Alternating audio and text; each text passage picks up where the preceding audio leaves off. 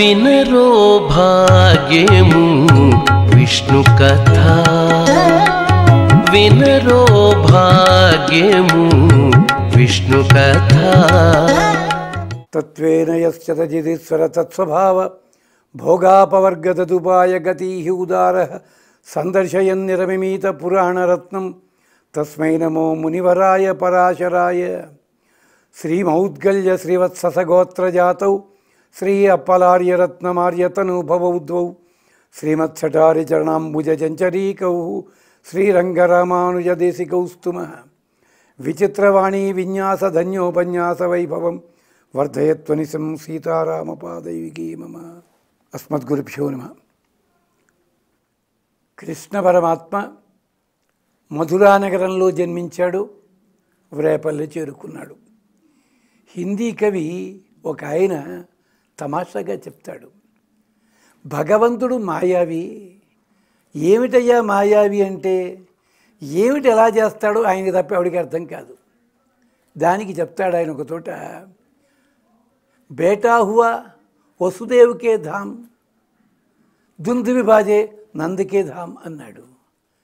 పుట్టిందేమో వసుదేవుడి దగ్గర, దుందువులు మోగడం, బ్యాండ్ బాజాయింపులు లేదా స్వీట్స్ పంచిపెట్టుకోవడాలు నందుడి ఇంటిలోనా? ఇదేమిటయ్యా? అదే విచిత్రం. లోకంలో ఎక్కడైనా ఒక తోట ఒకటి ఉంటుంది, ఇంకో తోట. అన్నమాచార్యుల వారు దీన్ని ఇంకా చమత్కారంగా చెప్పారు. ముద్దుగారి యశోద ముంగిట ముత్యము వీడు తిద్దరాని మహిమల దేవకీసుతుడు. ఎక్కడైనా ముత్యాలు ఎక్కడున్నాయి అంటే షాప్ పేరు చెప్తాడు తప్ప ఎవడైనా మన్నాడు సింధు శాఖలో దొరికాయి ముత్యాలు అంటాడా? ముత్యం దొరికేదేమో సముద్రంలో, దానికి విలువ పెరిగేది ఏదో అందరికీ ఆనందం కలిగించేది దుకాణంలో. అంటే ఏం జరిగింది? పుట్టింది దేవకీదేవి దగ్గరే, చాలా మహిమ చూపించాడు. సముద్రంలోకి దిగాలి, ఆ ముత్యం తీసుకురావాలి, బాగు చేయదంతా. కానీ ముత్యాల గుండెలో ఉండే అందము ఆనందం అనుభవించేది ఎక్కడ? దుకాణాల్లోనూ. అంటే యశోదమ్మ దగ్గర పిల్లవాడు ఎదుగుతున్నాడు, అక్కడ ఆయన అందం కనిపిస్తుంది. ఇంకో తమాషా, దేవకి అంటే అర్థము గాయత్రీ మంత్రము, యశోద అంటే అష్టాక్షరీ మంత్రము. గాయత్రీ మంత్రంలో ఆ భగవత్ స్వరూపము ఖచ్చితంగా తెలియదు, అష్టాక్షరీ మంత్రంలో ఎవరేమిటో తెలుస్తుంది. అంటే గాయత్రి మాకు అర్థమైందని అంటారు చాలామంది, కానీ చూసినట్టయితే ఇక్కడ క్లుప్తంగా ఉంటుంది, అక్కడ వివరంగా ఉంటుంది. అలాగే మనం కూడా మాతృగర్భంలో ఉంటాం చిన్నవాళ్ళుగా, బయటికి వచ్చిన తర్వాత ఎదుగుతాం. ఎలాగంటే నారుమడి లోపల చిన్న మొక్కలే ఉంటాయి, అది తీసి పొలంలో వేస్తారు, పెద్ద మొక్కలు అవుతాయి. అది విశేషం. అలాగా ఇక్కడ కూడా కృష్ణ పరమాత్మ నందుల వారి ఇంటిలో ఉన్నాడు. నందుడు వచ్చి కంసుడికి కప్పములు చెల్లించడానికి వచ్చాడు. చెల్లించడానికి రాగానే వెంటనే వసుదేవుడు చూచాడు. చూచి, నాయనా నంద, నీకు వార్ధక్యంలో సంతానం కలగడం చాలా విశేషమయ్యా, పిల్లాన్ని జాగ్రత్తగా చూసుకో అని చెప్పడంలో, ఏమయ్యా నీకు ఇప్పుడు జాతా శౌచం ఉంటుంది కదా, పురుడు ఉంటుంది కదా, పురుడు వెళ్ళిన 11 రోజుల దాకా ఇల్లు వదిలి రాకూడదే, ఎందుకు వచ్చావయ్యా అసలు నువ్వు ఇక్కడికి? సరే వస్తే వచ్చావు, కప్పం కట్టావు, కప్పం కట్టేసి ఇంకా ఎందుకు నిలబడతావు ఇక్కడ, ఇంటికి వెళ్ళిపోవచ్చు కదా అంటున్నాడు. అంటాడు, పన్ను చెల్లించావు, వెంటనే వెళ్ళిపో. ఎందుకని? యదర్థం ఆగత తదస్మాత్ నాత్ర స్థేయం మహాధనై.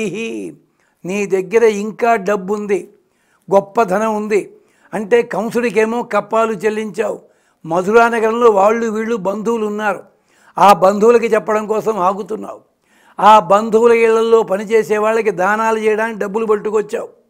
మహారాజు ఎదురుకుండా అవసరాన్ని మించి ఎక్కువ డబ్బుతో నిలబడకూడదు, ఇది శాస్త్రము. మహారాజు గారి భవంతి ఉంది, మహారాజు గారి భవంతి కంటే పెద్ద భవంతి నువ్వు కట్టుకోకూడదు అంటాడు చాణక్యుడు నీతి శాస్త్రంలో. అలాగే మనకి భారతీయ దీంట్లో కూడా అదే కదా. ఎవరికి ఎక్కువ జీతం ఇవ్వాలి అంటే భారతదేశానికి ప్రథమ పౌరుడు ఎవరు? రాష్ట్రపతి. రాష్ట్రపతి కంటే ఎక్కువ జీతం ఎవరికీ ఉండకూడదని నిర్మాణం. కానీ ఇప్పుడు సాఫ్ట్వేర్, హార్డ్వేర్ ఇవన్నీ వచ్చాయి కదా, వచ్చేవన్నీ ఏం చేస్తారు? ఇంతకంటే ఎక్కువే ఉంటుంది. కానీ రూల్ ప్రకారం ఏమిటి? అంత ఎక్కువ ఇవ్వడానికి వీల్లేదు. దానికి ఏదో కొత్త పేరు పెట్టారు, పెర్కులు అంటారు. అంటే పైన గురించి ఇస్తాను జీతం, పైన ఉండే వేరే అంటాడు బాబు.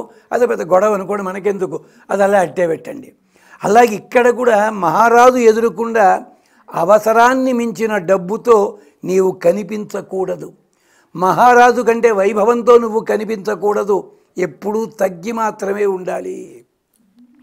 అంచేత వెళ్ళిపో ముందు. అంతేనా, నువ్వేం చేశావు? అవసరాన్ని మించిన ధనంతో వచ్చావు, చెల్లించాల్సిన డబ్బు అంతకంటే ఎక్కువ దాంతో వచ్చావు.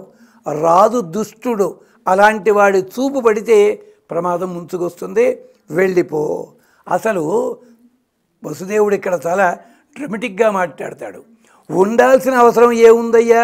యదర్థం ఆగతాః కార్యం తత్ నిష్పన్నం కిమాస్యతే. ఏ పని మీద వచ్చావో ఆ పని పూర్తయిపోయింది, ఇంకెందుకు ఆలస్యం చేస్తావు? భవద్భిః గమ్యతాం నంద తత్ శీఘ్రం నంద గోకులం. కంగారు పెట్టేస్తున్నాడు, అంటున్నాడు నంద వెంటనే వెళ్ళిపో, వెంటనే వెళ్ళిపో. ఎక్కడికి వెళ్ళాలి? నందగోకులం అంటే వెంటనే వెళ్ళిపో. అంటే ఇందాక వాక్యం పట్టుకుని అంటే రాజుగారికి కనిపించకుండా వెళ్ళంటే ఎవరింటితో పెడతానంటావేమో, కాదు. గచ్చ శీఘ్రం నందగోకులం.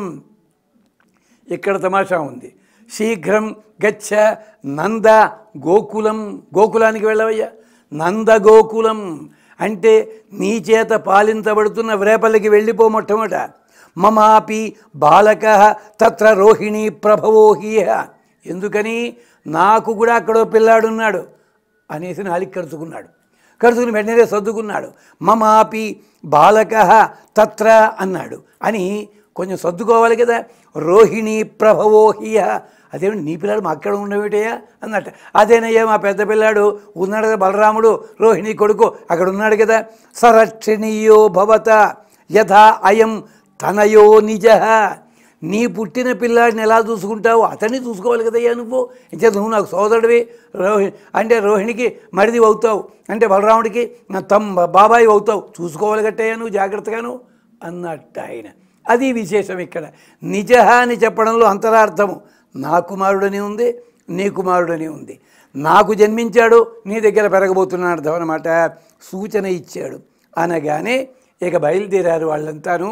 పరాశర మహర్షి మధ్య మధ్యలో కొన్ని పదాలు వేస్తుంటాడు. సంస్కృతం మాత్రమే తెలిసినట్టయితే ఆ పదాలకు అర్థం తెలియదు. అర్థం తెలుస్తుంది, ఎందుకు ఆ పదం వాడారన్నది మాత్రం తెలియదు. ఏమంటున్నాడు? నందగోప పురోగమాః ప్రయుయుః మహాబలాః. నందగోపుల వాడితో అందరూ వెళ్ళారంటే సరిపోతుంది, వ్రేపల్లిలో వాళ్ళంటే సరిపోతుంది. గోపాలకులు అంటే మహాబలాహ ఏమిటండి? పెద్ద బలం కలిగిన వాళ్ళ ఏమిటి?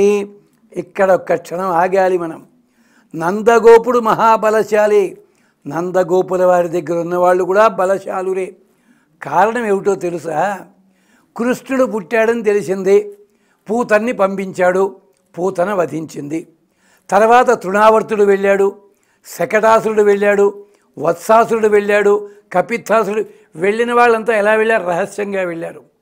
మరి కంసుడే తాను నిజంగా పరాక్రమశాలి అయినట్టయితే, ఇంద్రాది దేవతలను కూడా నాకు అవసరం లేదన్నంతటి గొప్పటి పరాక్రమం కలిగిన వాడైతే సైన్యాన్ని వేసుకుని వెళ్ళి వ్రజకులాన్ని ముట్టడించి నందుడిని ఖైదు చేసి నందుడి దగ్గర ఉన్న పిల్లాన్ని చంపితే కాదనేవాడెవడు?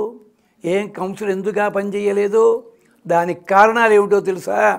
నందుడి పరాక్రమం చూస్తే కంసుడికి భయం. ఎలా చెప్పగలిగారండి? తెలుస్తోంది కదా. నందుడి ఇంట్లో ఉన్నాడని తెలుసున్నప్పుడు కప్పములు కట్టడానికి వస్తే నందుడిని బంధించవచ్చు కదా, బంధించలేదు, వదిలిపెట్టాడు. అయితే చెల్లెలినే 10 మంది చూస్తుండగానే చంపడానికి సిద్ధపడిన వాడికి ఒక గూడెము మీద, ఒక పల్లెటూరి మీద సైన్యంతో దాడి చేయడానికి సిగ్గుపడతాడా? దీనికి కారణము నందుడి పరాక్రమం. నందుడి పరాక్రమం మాత్రమే కాదు, అక్కడ వ్రేపల్లెలో ఉన్న వాళ్ళ పరాక్రమం కూడా అలాంటిదే. అది అంటారు, ఉందు మదగళిత నొడాద తోళువలయన్ నందగోపాలన్ అన్న రాండాళం వారు.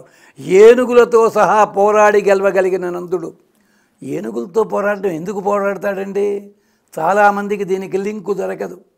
కంసుడికున్న ఆవులన్నీ ఎక్కడుంటాయి? నందగోకులంలో ఉంటాయి. కంసుడికున్న ఏనుగులున్నాయి. ఏనుగుల పెంపకానికి మధురానగరంలో కుదరదు. ఎక్కడుంటాయి ఏనుగులు? బయట అడవుల ప్రాంతాల్లో పెంచుతారు. వ్రేపల్లెలో ఉన్నాయి ఏనుగులు. ఆ వ్రేపల్లెలో ఏనుగులు ఉన్నాయి కనుకనే కృష్ణుడు ఎంత పల్లెటూరి వాడైనా నగరంలోకి రాగానే కువలయాపీఠం మీదకు వస్తుంటే గుర్తుపట్టాడు ఏనుగని. ఎంచేత ఏనుగుని రోజు చూస్తున్నాడు. వినరో భాగ్యము విష్ణు కథ, వినరో భాగ్యము విష్ణు కథ.